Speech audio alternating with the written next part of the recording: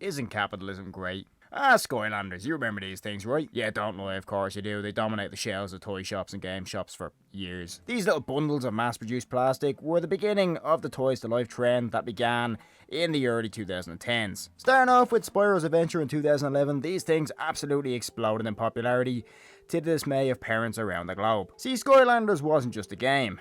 These things were collectible. The whole idea behind these things was you bought the game, but also bought the characters for said game separately, and brought them into the virtual world thanks to the Portal of Power. Now there is some in-game lore for all this, which I couldn't be arsed explaining, but basically this meant those pesky CEOs at Activision weren't just making money from the game itself, but the continued purchase of these things afterwards as you kept buying more and more characters. Yeah, I kid you not, my cousin had about 100 of these little bundles of joy. It was a cool concept in all fairness, although I'd argue the whole collectible part of these things was a lot of bollocks. Realistically, they just ended up in a bag. The game itself wasn't actually that interesting in all honesty. A simple action adventure game, but kids around the globe didn't really care because, you know, this was cool, whatever this is. It also spawned clones too, notably Nintendo Amiibo, Disney Infinity and Lego Dimensions, but you know what they say, you'll never beat the original. Now, by the late 2010s, these things were well by their sell-by date, and although nostalgia does tend to blind us, it's kind of easy to see why. No one wanted a bucket of these things sitting in the sitting room anymore. Now, in saying that, the trend didn't actually die. Yeah, nowadays they just do it digitally and make us spend 20 quid for, you know, a Peter Griffin skin in Fortnite.